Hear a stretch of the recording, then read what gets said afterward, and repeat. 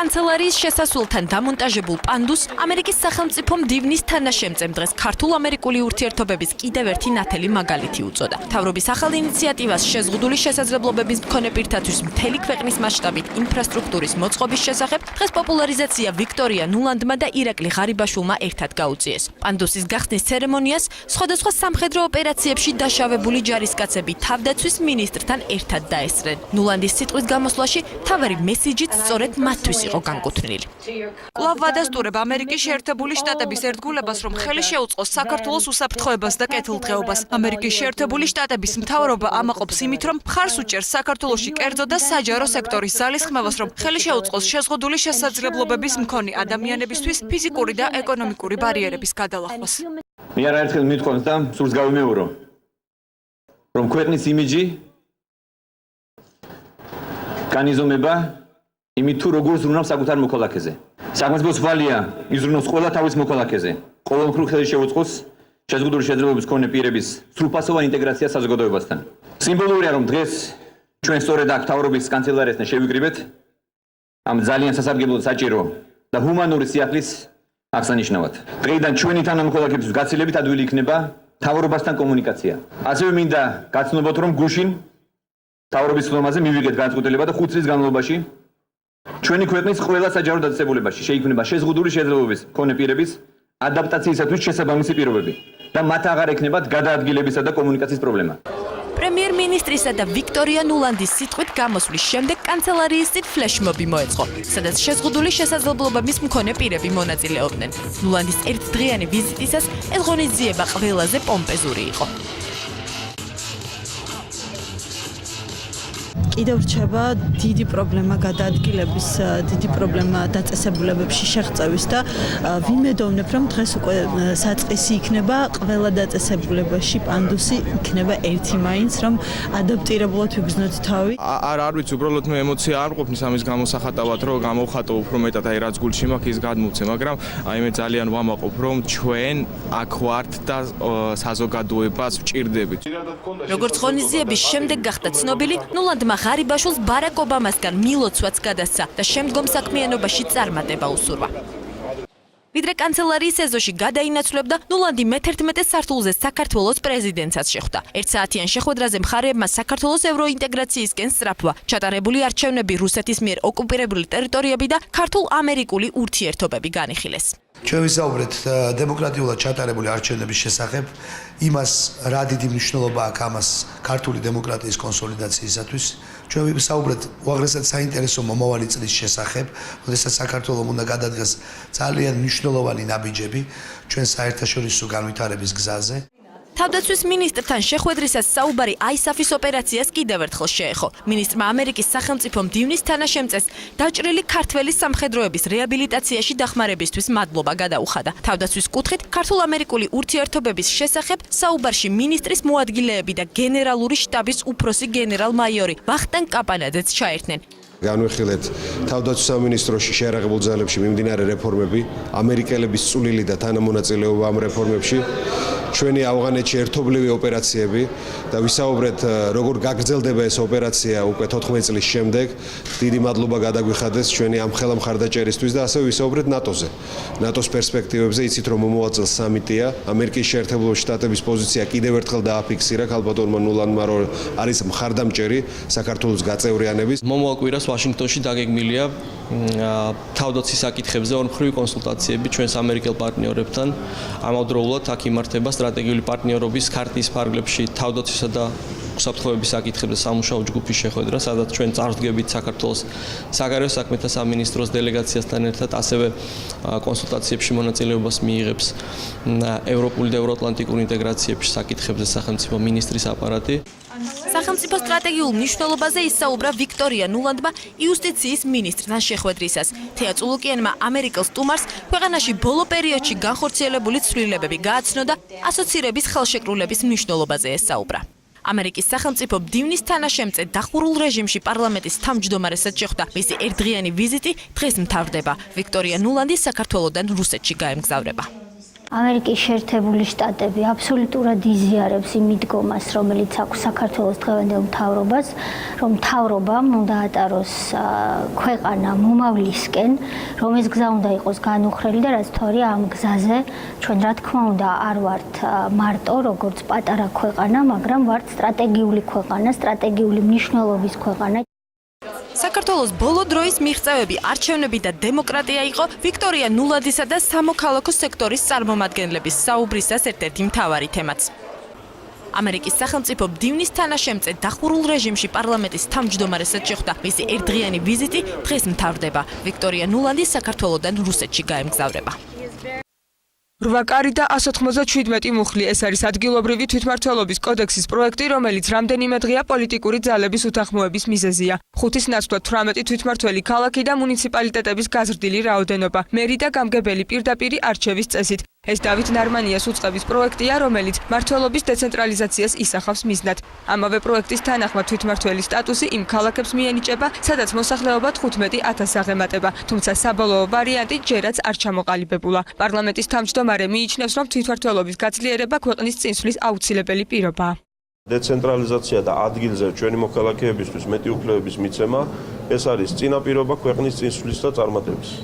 ამას ეფუძნება ეს კოდექსი და ამაზეა საუბარი. კანონ პროექტში ხდება ცალკეული საკითხების დაზუსტება, დახვეწა და უკეთ წარმოჩენა.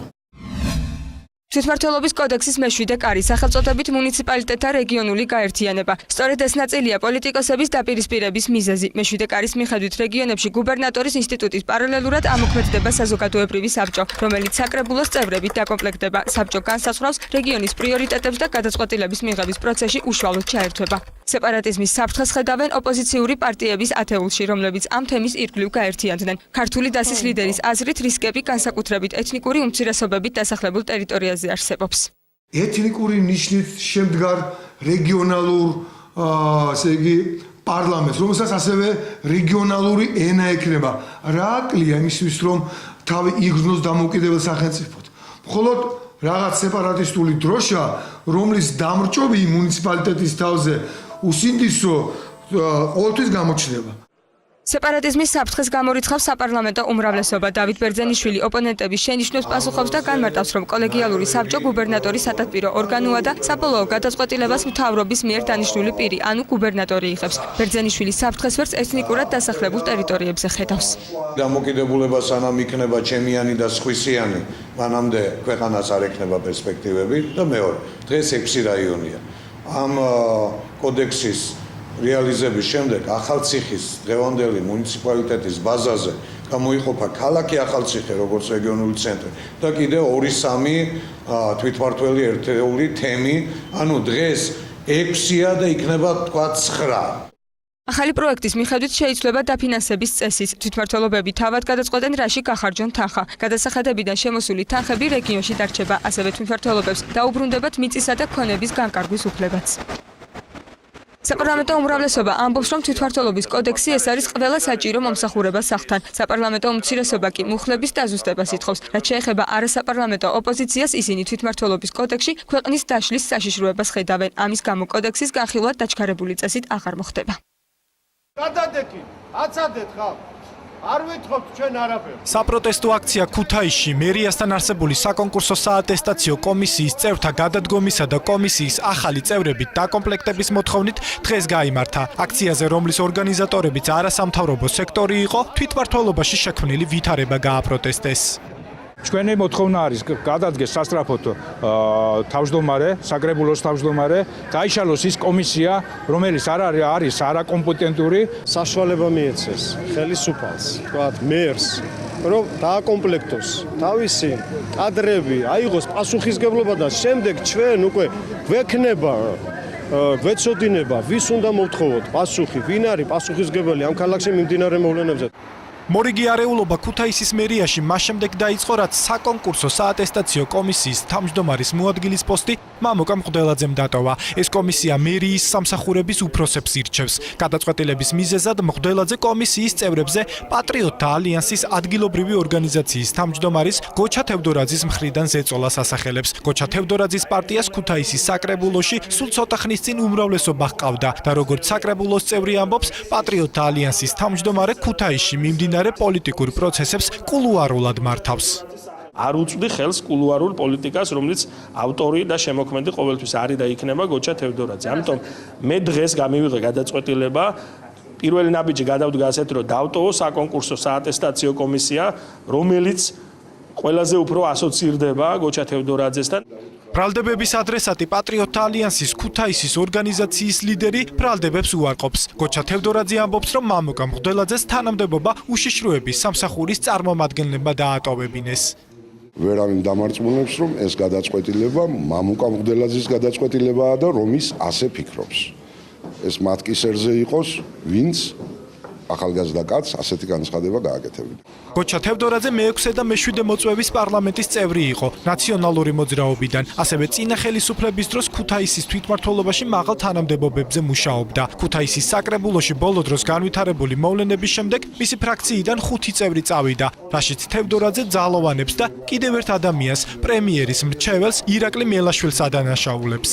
ქუთაისის საკრებულოში ფრაქცია დატოვა საკრებულოს 5 წევრობა.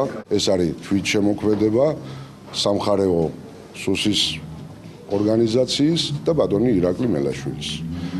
კარგი იქნება თუ დაიწყება მოკვლევა ამ საკითხებისა, გამოძიება ამ საკითხებისა, რომელიც უფრო ნათელს მოჰფენს არსებულ მოვლენებს.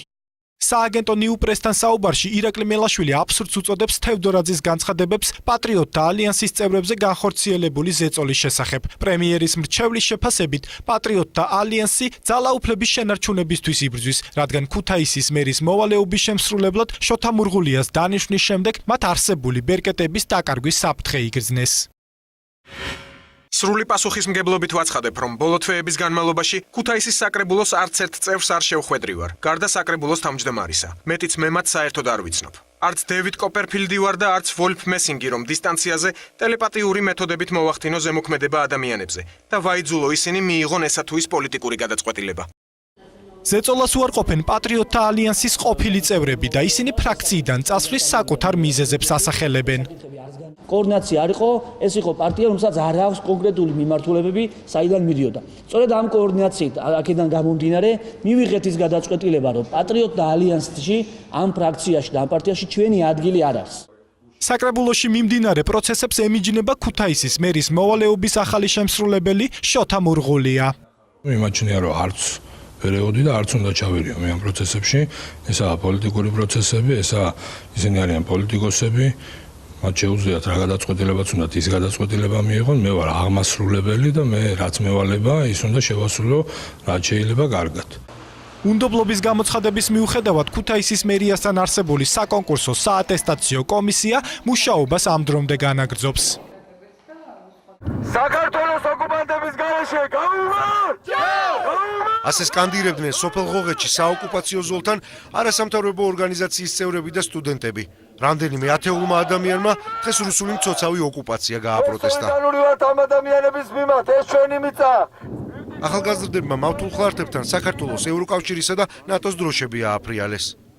დროშა არის ძალიან სიმბოლური, იმიტომ რომ 2008 წლის მოვლენების შემდეგ, როცა თბილისში და თელ საქართველოში დიდი ჯაჭვი იყო, სწორედ ეს დროშა აი იქიდან არის და აი სიმბოლური დატვირთვა მივეცით და აქ ჩამოვიტანეთ. სოლიდარობას უცხადებთ ადგილობრივ მოსახლეობას და ვაპროტესტებთ სოციალურ ოკუპაციას. აქ ჩამოვედით იმისათვის, რომ გავაპროტესტოთ ის მართულხლარტები, რომელსაც ოკუპანტები ყოველდღიურად ჩვენ საზღვარზე ავლებენ, ეგრეთ წოდებულ საზღვარზე ავლებენ. რუსი სამხედროები პირობითი საზღვრის გავლების სამუშაოებს დღემდე ატარებენ. საოკუპაციო ზოლი სოფელ ღოღეთიდან რამდენიმე ათეული მეტრით არის დაშორებული. აქვეა ეგრეთ წოდებული საზღვრის აღმნიშვნელი სპეციალური აბრები ქართულ და ინგლისურ ენაზე. ოსი აქ არაფერ შუაში არ არის. ოსი მეზობელი ვიყავით, მეზობლები ვართ, მეზობლებთან რჩევით, მაგრამ ისევ რუსი სეპარატისტები არიან, რომლებმაც მართულხლარტები გაგვიბეს. ქარელის რაიონის სოფელ ღოღეთის 50 ჰექტარამდე მიწა მავთულხლარტებს მიღმა დარჩა. საოკუპაციო ზოლმა სოფლის იმ ნაწილზე გაიარა, სადაც მოსახლეობა წლებია მიწას ამუშავებს. ადგილობრივები ხელისუფლების დახმარებას და მიწების დაბრუნებას ითხოვენ.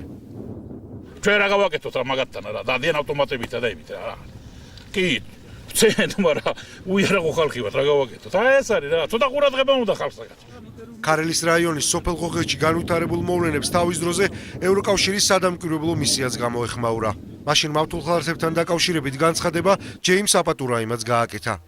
რუსეთის მხრიდან საოკუპაციო ზოლზე სამუშაოების გაგრძელებას დღეს საგარეო საქმეთა მინისტრი ეუთოს საპარლამენტო ასამბლეის ხდომაზე გამოეხმაურა. ახლა როდესაც მე გესაუბრებით, მოსკოვი ავლებს მავთულ ხლართებს საოკუპაციო ხაზის გასწვრივ, ამით აშორებს ერთმანეთისგან ხალხს, ოჯახებსა და სოფლებს. რუსმა სამხედროებმა საოკუპაციო ზოლი გორისა და ქარელის რაიონის სოფლებში რამდენჯერმე გადმოწიეს. აღნიშნულ ტერიტორიებზე მავთულ ხლართების გაბმის პროცესი ინტენსიურად მიმდინარეობს. არასრულწლოვანთა დაწესებულების ნომერ მე-3 საკანი ექსკლუზიურად TV3-ისთვის გაიღო. ამ ვაკაციას საკანში ამჟამად 3 პატიმარი იხდის საშილს. ერთ-ერთი 17 წლის არასრულწლოვანია, რომელიც ამ ციხეში უკვე 3 წელია სასჯელს იხდის. დაწესებულებაში მყოფი 43 მსჯავრდებულიდან ეს არასრულწლოვანი ერთ-ერთია, რომელიც ამბობს, რომ ბოლო 1 წლის განმავლობაში ადმინისტრაციის დამოკიდებულება პატიმრების მიმართ რადიკალურად შეიცვალა. ბევრად უკეთესია იმ წინანდელთან შედარებით, იმიტომ ყველაფერში გვეხმარება რა. ყველანაირად ცდილობს, რომ შეგვიმსუბუქოს მდგომარეობა, რაც ციხეში ვიზივართ. ამშრომლების მეგობრულად და რაღაც ჩვეულებრივად გვყრობიან რაღაცა, ესენი ცდილობენ, რომ რაღაცნაირად არ გვაგზნობენ, რომ ციხეში ხარ რაღაცა ყველაფერს ცდილობენ, რომ ნორმალურად გაგიკეთონ რა ერთ დროს. კარგი საქციელი არასრულწლოვანი პატიმრებისთვის ვადაზე ადრე გათავისუფლების ერთ-ერთი საფუძველია. პატიმრებთან ამ კუთხით სპეციალისტები ინდივიდუალურად მუშაობენ.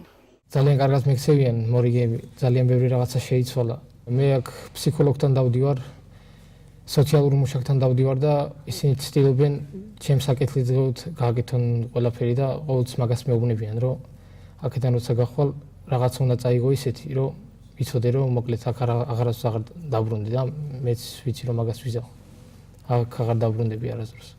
საკანში მხოლოდ საღამოს შედიან. მანამდე დაწესებულების ტერიტორიაზე გადაადგილება თავისუფლად შეუძლიათ. 10 საათიდან საჯარო სკოლაში გაკვეთილებზე დასწრება სავალდებულოა. კომპიუტერის კურსებს გადიან და ბიბლიოთეკითაც სარგებლობენ. 4 ფსიქოლოგი და 7 სოციალური მუშაკი არასრულწლოვნებთან ინდივიდუალურად მუშაობს. როგორც კი მოზარდი შემოდის დაწესებულებაში, იმ წუთში განსაზღვრავენ, იმ წუთში წყობა მათთან შეფასების პროცესი. აქედან გამომდინარე ამ შეფასების მერე რომ გამოვლინდება, რომ ზოგს ვთქვათ, ეს ინტერესები აქვს, ან ეს არის მისთვის უფრო საჭირო, იმის მიხედვით იწერება მათთვის ინდივიდუალური გეგმა. ინტერესის შესაბამისად მსჯავრდებულებს განათლების მიღება სხვადასხვა მიმართულებით შეუძლიათ. ხეზე სპეციალური დანადგარებით და ხელითქმეთა აქ ყველაზე პოპულარულია. სწავლობენ ტიხრული მინანქრის დამზადებასაც. ვინც არ იცის 1-3 თვე, 2 თვე ესე სწავლას. დიდი ხანი არა, სადღაც 1 თვე ნახევარი არა ვწავლობ. ეხლა ვაკეთებ კურსს. აქ სწავლობ გულის აგეთვა, ხატის აგეთვა, ჯვარის, რეალოსანს აგეთებ. ზოგ მასწავლებელი მასწავლის. აქ არის შექმნილი პირობები, დაახლოებით შეიძლება შევადაროთ ჩვენ ეს სავარსკვლავიან სასტუმროს ტიპის ინფრასტრუქტურას. გრძელვადიანი პაემნით სარგებლობა წელიწადში 3-ჯერ შეუძლიათ. ახლობლებთან კომუნიკაციის კიდევ ერთი საშუალება ვიდეო პაემანია. მოზარდებს შესაძლებლობა აქვთ თვეში 3-ჯერ 15 წუთის ხანგრძლივობით დაუკავშირდნენ თავიანთ ოჯახის წევრებს. თანამედროვე ტიპის აღჭურვილობა სტომატოლოგიური მომსახურებისთვის. ჩვენ აქ შესაძლებლობა აქვს სამედიცინო პერსონალს აღმოჩნდეს ნებისმიერ სახის სტომატოლოგიური მომსახურება იმ ბავშვებს, ვისაც ამის საჭიროება ექნება. პირველად დახმარებას ამ სამედიცინო პუნქტში იღებენ. საჭიროების შემთხვევაში კი მსჯავრდებულები სამოქალაქო სექტორის საავადმყოფოებშიც გადაჰყავთ. თავარი მიზანი ამ დაწესებულების არის, რომ როდესაც მოზარდი მოხდება დაწესებულებაში, შევაფასოთ მათი ინდივიდუალური საჭიროებები, ვისაც შესაძლებლობა ჩაერთონ სხვადასხვა საგანმანათლებლო სარეაბილიტაციო პროგრამებში, სპორტულ აქტივობებში, ამ კუთხით მოხდეს მათი ფიზიკური და გონებრივი განვითარება და საზოგადოებას დაუბრუნდნენ როგორც სრულყოფილი წევრები. ზუსტად ამიტომ არის აქ ორგანიზებული სხვადასხვა სახის საგანმანათლებლო პროგრამები.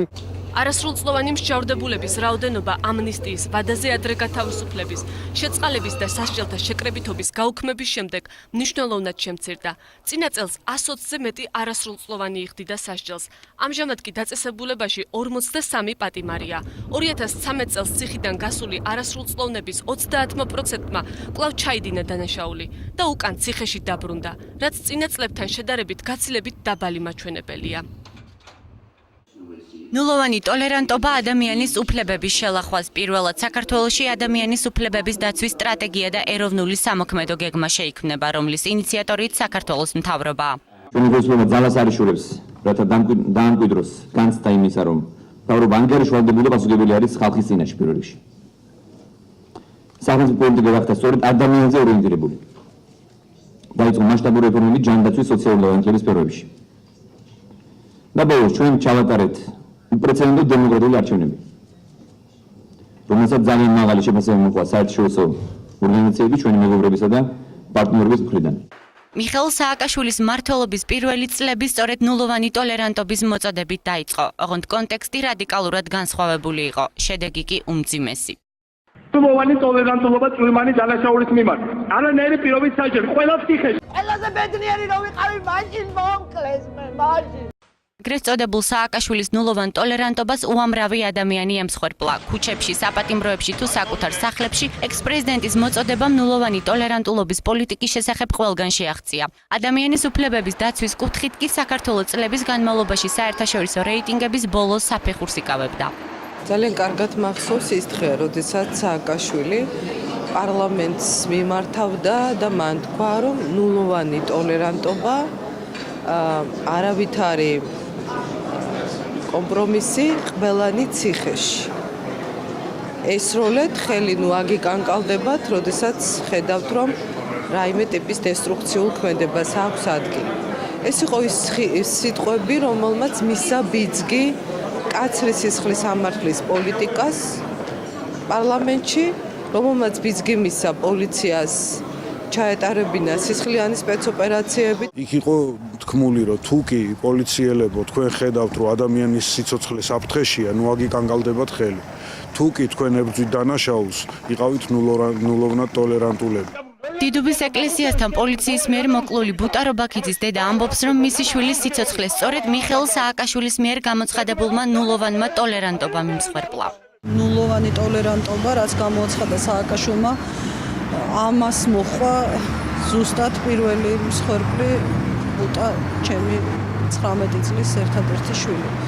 აი ამ ადგილას დაიწყო სწორედ სააკაშვილის ნულოვანი ტოლერანტობა, როდესაც 19 წლის სრულიად უდანაშაულებაში წაართვეს სიცოცხლე. ადამიანის უფლებების შელახვის ყველაზე მძიმე ფაქტი საზოგადოებამ 2012 წლის 18 სექტემბერს ეგრეთ წოდებული ციხის სკანდალურ ვიდეოებში იხილა. პატიმართა მიმართ განსაკუთრებულმა სისასტიკემ მაშინ მთელი ქვეყანა შეძრა. ყოფილი სახალხო დამცველი და ახლა სასჯელახსრულების პრობაციისა და იურიდიულ დახმარებათა მინისტრი სოზარ სუბარი ერთ-ერთი პირველი იყო, რომელიც ქელტანიან ანგარიშებში უფლებების შელახვის ფაქტებს აღწერდა. სუბარის განცხადებით სტრატეგია ადამიანის უფლებების დაცვაში უმნიშვნელოვანესია. ვაპირებთ, რომ ეს იყოს არა რაღაცა ცარიელი სიტყვები, არამედ ძალიან კონკრეტული სამოქმედო გეგმა. 7-წლიანი სტრატეგია და 2-წლიანი სამოქმედო გეგმა. იმიტომ რომ გეგმა 7-წლიანი შეიძლება არაადეკვატური გახდეს გარკვეული ამოცანების მიღწევას, მე ამიტომ სტრატეგია უნდა იყოს დიდი გეგმა 2-წლიანი, რომელიც შემდეგ უფრო განივრცობა და გაგრძელდება. ვინ მიიღებს მონაწილეობას ადამიანის უფლებების დაცვის სტრატეგიის და გეგმის შემუშავებაში და როგორი იქნება დოკუმენტი? ეს არის ძალიან გამჭვირვალე და ჩართულობაზე ორიენტირებული პროცესი. აბსოლუტურად ყველა სუბიექტი, ვინცაც ეხება ეს თემატიკა, ვინც დაინტერესებული არის ადამიანის უფლებების დაცვით, დაწყებული თავად უშუალოდ სახელმწიფო სტრუქტურებიდან, ასევე საქართველოს პარლამენტი, მოსამართლეები, სასამართლო სისტემის წარმომადგენლები, სახალხო დამცველი, არასამთავრობო ორგანიზაციები, საერთაშორისო ორგანიზაციები, ყველა არის წარმოდგენილი უწყებათა შორის საბჭოში, რომელიც არის პასუხისმგებელი ამ გეგმის შემუშავებაზე. არასამთავრობო ორგანიზაციებთან ფართო დისკუსიები უკვე დაწყებულია. თომას ჰამერბერგის გარდა დოკუმენტის მომზადებაში საერთაშორისო ორგანიზაციების წარმომადგენლები ჩაერთვებიან. იბერია სერვისი, PSP, Tegeta Motorsi, Elita Burgi. ეს იმ კომპანიების არასრული ჩამონათვალია, რომელთაც საერთაშორისო გამჭვირვალობა საქართველოს დასკვნით 2010-2013 წლებში სახელმწიფოსგან პირდაპირ შესყიდვის წესით რამდენიმე მილიონ ლარიანი შეკვეთა მიიღეს. გამჭვირვალობა საქართველოს კვლევის მიხედვით, ბოლოს 3 წლის განმავლობაში სახელმწიფომ სატენდერო კონკურსის გვერდისავლით 3 მილიარდ ლარამდე ღირებულების საქონელი და მომსახურება შეიძინა. არის შემთხვევები, როდესაც სახელმწიფო დაკვეთები პოლიტიკურ ძალებთან რაიმე ფორმით დაკავშირებულმა კომპანიებმა მიიღეს. 2011 წლის განმავლობაში ამ კონტრაქტების ღირებულებამ შეადგინა დაახლოებით 900 მილიონი ლარი, 2012 წელს მილიარდ 100 მილიონი ლარი, რაც შეეხება უკვე ახალი მთავრობის პირობებში, აქ სექტემბრის მონაცემ, ანუ სექტემბრამდე მონაცემებით 450 მილიონი ლარის ღირებულების კონტრაქტები გაფორმდა. კვლევის შედეგად დაფიქსირდა შემთხვევები, როდესაც მსგავსი ტიპის კონტრაქტებს სახელმწიფო პარლამენტარებთან რაიმე ფორმით დაკავშირებულ კომპანიებს უფორმებდა. მეტიც არსებობს რამდენიმე შემთხვევა, როდესაც კონტრაქტები გაუფორმდათ იმ კომპანიებს, რომლებმაც პოლიტიკურ პარტიებს შემოწირულობები გადაურიცხეს. ეს ყველაფერი კი კორუფციული გარიგებების არსებობის ეჭვებს ბადებს. არასამთავრობო ორგანიზაციას დღესვე უპასუხა პარლამენტის წევრმა და PSP-ს დაფუძნებელმა კახა უქრიაშვილმა. აქ წერია სამი კომპანია PSP Pharma, New Hospitals და სუფთა სამყარო ვაჭარაში. მინდა განვაცხადო, რომ სუფთა სამყარო ვაჭარაში ჩემი კომპანია არ არის და პირველად მესმის ამ კომპანიის სახელი და ამ კომპანიასთან არის დაკავშირებული 1,100,000 ლარის სახელმწიფო შესყიდვა. ეს უკვე არის ნონსენსი, ესეთი შეცდომა ამ ანგარიში. აქედან გამომდინარე, მე არ ვენდობი ამ კვლევას. სხვა კომპანიები კომენტარისგან თავს იკავებენ. კვლევის პრეზენტაციას ესწრებოდა სახელმწიფო აუდიტის სამსახურის ხელმძღვანელიც. ქვეყნის მთავარი აუდიტორი განმარტავს, რომ პირდაპირ შესყიდვის წესით გაფორმებულ რამდენიმე კონტრაქტზე კითხვები მის უწყებასაც აქვს და აუდიტის სამსახურის დასკვნები სამართალდამცავ ორგანოებს უკვე გადაეგზავნათ. როდესაც ჩვენ ვამოწმებთ ამათოემ შესყიდვას და ვავლენთ სისხლის სამართლებრივი დანაშაულის ნიშნებს, შემდგომ ვაგზავნით შესაბამის სამართალდამცავ ორგანოში. ამიტომ შემდგომში სისხლის სამართლებრივი დევნა ხორციელდება თვითონ პროკურატურის მხრიდან. საერთაშორისო გამჭვირვალობა საქართველოს კვლევის კომენტირებისას ექსპერტი ირაკლი ლექვინაძე ბიზნესმენებზე აქცენტის გაკეთებას გაუმართლებლად მიიჩნევს. სახელმწიფოს მხრიდან მოსაგვარებელი თემა რომ თვითონ კონდეს მოწესრიგებული სისტემა, სადაც ნებისმიერი მსურველი თავისუფალი კონკურენციის პირობებში შეძლებს ნებისმიერი კონტრაქტის მიღებას. რაც შეეხება ახლა კვლევაში მოყვანილ ბიზნესმენებს, მე ვფიქრობ, რომ დარტყმთავ ობიექტი სწორედ ამ კვლევის შედეგად მათზე გადადის, რაც არ მიმაჩნია არასწორად და ეს ადამიანები ყველაზე ნაკლებად არიან ამ პროცესში, ესე რომ ვთქვათ, დასასახელებელნი. 2012 წელს პირდაპირ შესყიდვის წესით გაფორმებულმა კონტრაქტებმა მთავრობის დანახარჯების 18% შეადგინა. 145 ქვეყანაში 50-ე. ეს ჟურნალ Forbes-ის რეიტინგის მონაცემებია საქართველოში ბიზნესის კეთებასთან დაკავშირებით. გავლენიანი გამოცემის ინფორმაციით ქვეყანამ წარსულში არსებული პრობლემების აღმოფხვრა სოფლის მეურნეობის განვითარებით, ალკოჰოლური და არაალკოჰოლური სასმელის იმპორტით და მყარი საინვესტიციო გარემოს შექმნით შეძლო. 2013 წლის Forbes-ის კვლევა საქართველოსთან მიმართებაში გასული წლის შედეგების ანალოგიურია. ამის მიუხედავად კომპანია Air Caucasus-ის გენერალური დირექტორი აცხადებს, რომ ქვეყანაში დღეისთვის ბიზნესი წინა წლებთან შედარებით გაცილებით თავისუფალია. დღევანდელ სიტუაციაში არის ის, რომ არის დღეს კიდე ღიათ ეს ბაზარი, არის საინტერესო საქართველოს ბაზარი, მიმზიდველია და ეს ჩვენ მთავრობაზე და ჩვენზე იქნება დამოკიდებული, თუ ამას გავაგრძელებთ და უფრო გავაღრმავებთ ამ ლიბერალიზაციას. ვისო ჯგუფის სამეთვალყურეო საბჭოს თავმჯდომარე კი Forbes-ის შედეგების კომენტირებისას აცხადებს, რომ ბიზნესის კარგად კეთებისთვის პოლიტიკური სტაბილურობა აუცილებელი. ამასთან მისი განმარტებით მსგავს რეიტინგში მოხვედრა ბიზნესმენების აქტიურობით უნდა იყოს განპირობებული. ქვეყნის წარმატება, მით უმეტეს ეკონომიკური წარმატება ჩვენ ხელშია, ბიზნესმენების ხელშია და იმ ადამიანების ხელშია, ვინც გარემოსკრის ამ ქვეყანაში და ჩვენ ყველა უნდა შევეცადოთ, რომ ესე მოხდეს. იქნება უფრო კარგი ეკონომიკური აქტივობა, იქნება უფრო მეტი ადამიანი დასაქმებული მომავალ წელს, ბუნებრივია, ყველა რეიტინგში ჩვენ უფრო კარგი ადგილებს დავიკარგეთ. Forbes-ის რეიტინგში ქვეყნის შარშანდელი მაჩვენებლის განმეორებას ქვეყანაში არსებული არასტაბილური პოლიტიკური გარემოთ იხსნის ექსპერტი გიორგი აბაშიშვილი. ექსპერტს მიაჩნია, რომ პოლიტიკურ სტაბილურობასთან ერთად მომდევნო წლებში საქართველო მკვეთრად გაიუმჯობესებს პოზიციებს სხვადასხვა რეიტინგებში. ბუნებრივია, ეს ადგილი არ არის, ასე ვთქვათ, საუკეთესო, რასაც შეიძლება ჩვენ მივაღწიოთ, თუმცა მე მგონია, რომ პოლიტიკური სტაბილურობის მიღწევასთან ერთად ყოველ შემდგომ რეიტინგში საქართველოს პოზიციებს გაიუმჯობესებს. გამომდინარე იქიდან, რომ იგივე საქართველოს ევროკავშირთან მოსალოდნელი ასოცირების ხელშეკრულების ხელმოწერასთან ერთად ბევრ ისეთ ტიპის საკანონმდებლო ინიციატივას განახორციელებს, ესეთ ტიპის ნაბიჯს გადადგავს, რომელიც ბიზნეს გარემოს მნიშვნელოვან გაუმჯობესებას თვალისწინებს. სომხეთი, აზერბაიჯანი, რუსეთი, ჩინეთი და თურქეთი საქართველოს ბიზნესის კეთების კუთხით Forbes-ის რეიტინგში ყველა ამ ქვეყანას უსწრებს. საქართველოს კულტურის პალატაში ქართულ-გერმანული მუსიკალური ასოციაციის თავმჯდომარემ ქალაქ ფოთის მერმა და საქართველოს კულტურის პალატის პრეზიდენტმა ურთიერთთანამშრომლობის მემორანდუმი გააფორმეს. მემორანდუმი ორი ქალაქის ფოთისა და მაინის ფრანკფურტის კულტურულ და ეკონომიკურ სფეროში დაახლოებას ითვალისწინებს. ფრანკფურტის მერის პეტერ ფელდმანის მიწვევით ქალაქ ფოთის მერი დავით სარსანია უახლოეს მომავალში გერმანიას ეწევა. მემორანდუმის ხელმოწერამდე ქალაქ ფრანკფურტში არჩილ ხოროვას სახელოვნებო სასწავლებლის მოსწავლეებს წარმატებული გამოსვლები ჰქონდათ. ქალაქ ფოთის თვითმმართველობა გადაწყვიტა ხელი შეუწყოს ნიჭიერ ბავშვებს და მაქსიმალური ყურადღება გამოიჩინოს მათ მიმართ. ჩვენ დავაფინანსეთ ქალაქ ფოთის მუსიკალური სკოლის აღსაძნელები და გავუშვით გერმანიაში, ქალაქ ფრანკფურტში. მინდა გითხრათ, რომ ეს ვიზიტი წარმოადგენდა არა მხოლოდ კურსებს, არამედ მათი კვალიფიკაციის ამაღლებას. ეს მემორანდუმი ქალაქ ფოთთან და ფოთსა და ფრანკფურტს შორის ისახავს მიზნად საერთო კულტურული ღონისძიებების და პროექტების განხორციელებას. რა თქმა უნდა, ეს მრავალჯერად პროექტებზეა საუბარი და აი ამ ყველა ღონისძიებას ამ პროექტს, რომელსაც უახლოეს მომავალში საერთოდ განვახორციელებთ, მხარს დაუჭერს საქართველოს კულტურის პალატა და მისი დირექტორი ბატონი დავით ოკიტაშვილი. ძალიან სასიამოვნოა, რომ ზუსტად აი რეგიონებშიც დაიწყო ქართული კულტურის ასეთი პოპულარიზაცია და ძალიან კაი, როდესაც ფოთის მერია და ფრანკფურტის მერია ესე მეგობრდებიან და საქართველოს კულტურის პალატა აი ამ ურთიერთობაში წამყვარ როლს წაიყვანს კულტურის მიმართულებით. მთელი მსოფლიო დღეს ნელსონ მანდელას გლოვობს. სამხრეთ აფრიკის რესპუბლიკის ყოფილი პრეზიდენტი 95 წლის ასაკში გამთენიისას საკუთარ სახლში იოჰანესბურგში გარდაიცვალა. განცხადება ექს-პრეზიდენტის გარდაცვალების თავდაცვის სახელმწიფო ტელევიზიით გამოაცხადა ქვეყნის ახლანდელმა მეთაურმა. ჯეკობ ზუმამ განაცხადა, რომ მანდელას სიკვდილით სამხრეთ აფრიკამ თავისი უდიდესი ვაჟი დაკარგა. მან მანდელას ასევე თანამედროვე სამხრეთ აფრიკის მამა უწოდა.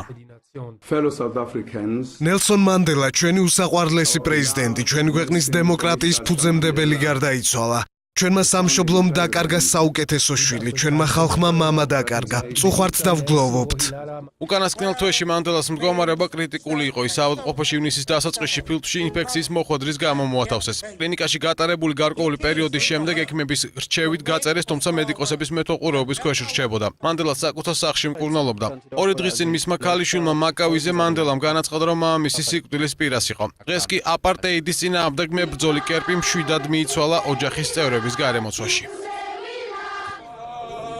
ქალაქ იოჰანესბურგის გარეუბანში ყოფილი პრეზიდენტის ნელსონ მანდელას სახლთან ამ დრომდე უამრავი ადამიანია შეკრებილი. ისინი აპარტეიდის რეჟიმთან ბრძოლის დროინდელ სიმღერებს ასრულებენ და დამწუხრებულები არიან გამათავისუფლებლის სახელით ცნობილი მანდელას დაღუპვის გამო.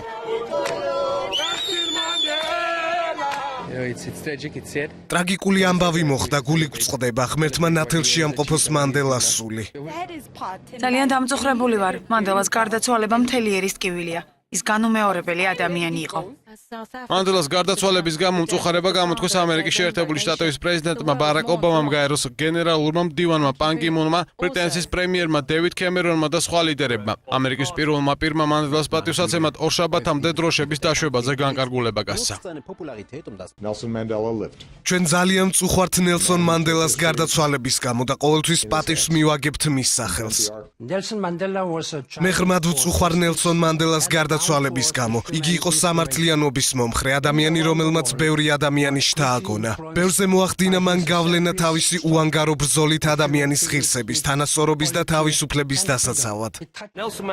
ნელსონ მანდელა არა მხოლოდ ჩვენი დროის, არამედ ყველა დროის გმირია. ბრიტანეთი მის ოჯახთან და სამხრეთ აფრიკასთან ერთად გლოვობს მის გარდაცვალებას.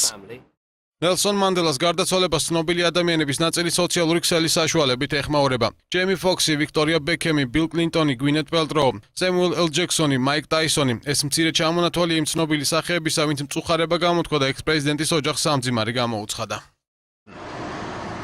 პრეზიდენტობამდე ნელსონ მანდელა ანტიაპარტეიდის მოძრაობის აქტივისტი იყო და აფრიკის ნაციონალური კონგრესის ლიდერი იყო. მან საბოტაჟისათვის ციხეში 27 წელი გაატარა. ქვეყნის მეთაურადის 1997 წელს აერჩიეს. იგი ქვეყნის პირველი შავკანიანი პრეზიდენტი იყო. მანდელას მიღებული აქვს 100-ზე მეტი სხვადასხვა ჯილდო, მათ შორის ნობელის პრემია მშვიდობის დარგში 1993 წელს. ხელისუფლების გადაწყვეტილებით ნელსონ მანდელას როგორც ერის მამას სახელმწიფო დაკრძალავს. ქვეყანაში დაშვებული იქნება სახელმწიფო დროშები. ამერიკის შეერთებული შტატების ფედერალურმა პროკურატურამ რუსი დიპლომატების ჯგუფს სამედიცინო დაზღვევებთან დაკავშირებით ბრალი დასდო. საქმეში დიპლომატიური სამსახურის 49 ყოფილი და ამჟამინდელი წარმომადგენელი ფიგურირებს მეუღლეებთან ერთად. გამოძიების ინფორმაციით ეს პირები პროგრამას, რომელთაც ღარიბები სარგებლობდნენ, ფიქტიური ინფორმაციას აწვდიდნენ. ფედერალური პროკურატურის აპარატში დაადგინეს, რომ გაეროში რუსეთის მუდმივი წარმომადგენლობის, ასევე გენერალური საკონსულოსა და ნიუ-იორკში რუსეთის სავაჭრო წარმომადგენლობის თანამშრომლები თაღლითურ სქემაში 9 წლის განმავლობაში მონაწილეობდნენ. საქმის ფიგურანტები დანაშაულებრივ შეთქმულებაში არიან ბრალდებულების სამედიცინო დაზღვევისა და საბიუჯეტო სახსრების დატაცების კუთხით. სხვადასხვა მონაცემებით ბიუჯეტის ზარალი 500,000-დან $1,5 მილიონამდე ფასდება.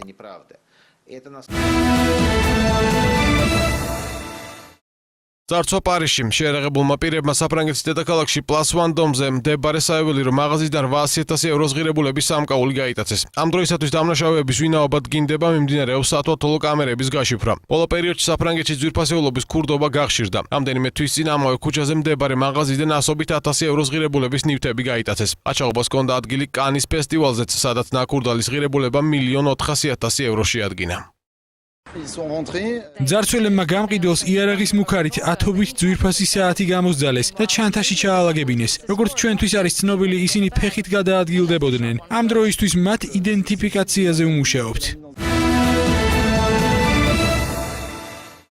გერმანიას ქარიშხალი ხავიერი დაატყდა თავს ქვეყნის ჩრდილოეთ ნაწილს სტიქიამ სერიოზული ზარალი მიაყენა. ქარმა, რომლის სიჩქარეთ საათში 158 კილომეტრია საცხოვრებელ სახლებს სახურავები გადახადა. მოტეხა ხეები არიან დაშავებულებიც. ამ დროისათვის ჰამბურგსა და ბრემენში საგანგებო მდგომარეობაა გამოცხადებული. ჰამბურგში მდინარე ელბამ 11 მეტრს გადააჭარბა. ქვეყნის ხელისუფლება მოსახლეობას სახლში დარჩენისკენ მოუწოდებს, დახურულია სკოლების შეფერხებით ხორციელდება ფრენები ჰამბურგის აეროპორტიდან. უამინდობას ებრძვიან დიდ ბრიტანეთში ძლიერი ქარიშხალი შოტლანდიაშიც მძვინვარებს.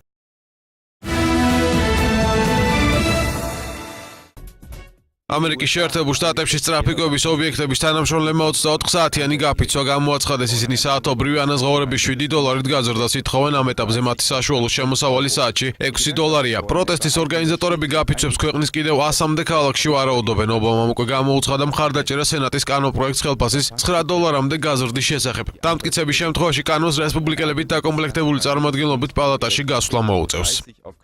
დინამო თბილისის ახალი მთავარი მწვრთნელი 37 წლის სპეციალისტი მალხაზ ჟვანია ხავს. ბოლო თვეების განმავლობაში ქართველი სპეციალისტი დინამო 2 წვრთნიდა და 6 თამაშიდან ქულების მაქსიმუმი მოაგროვა. მალხაზ ჟვანია 7 წლის განმავლობაში მარტვილის მერანს ედგა სათავეში და ანგარიშ გასაწევი გუნდი ჩამოაყალიბა. დიდი მადლობა პირველში ბატონოს ჩემი მდობისთვის, მე დიდი ენთუზიაზმით და დიდი შემართებით მზად ვარ მომსახურო დინამოს. მანამდე სანამ დაჭირდება დინამოს ჩემი დახმარება. მზად ვარ დარჩენილ თამაშებში გავაკეთოთ კონცენტრაცია და მზად ვიყოთ როგორც გუნდი თამაშებზე. დინამო თბილისის აწუკვე ყოფილი მწვრთნელი დუშან უხრინის სამშობლოში ჩემპიონთა ლიგის ჯგუფურ ეტაპზე მოასპარეზე გუნდ ვიქტორია პლზენს გაწვრთნის. დუშან უხრინი დინამოს მთავარი მწვრთნელის თანამდებობაზე 2012 წლის ივნისში დაინიშნა და დინამო 10 წლიანი პაუზის შემდეგ ქვეყნის ჩემპიონი და თასის მფლობელი გახადა. დინამოს ყველაფერს საუკეთესოს უსურვებ. ეს კლუბი დიდი ბრენდია. იმედი მაქვს ახალი მწვრთნელის ხელში დინამო ჩემპიონი გახდება. საქართველოს საუკეთესო კლუბის მწვრთნელობა ადვილი არ არის. ჩვენთვის ძალიან კარგი პერიოდი იყო და გატარებული დროით ბედნიერი ვარ.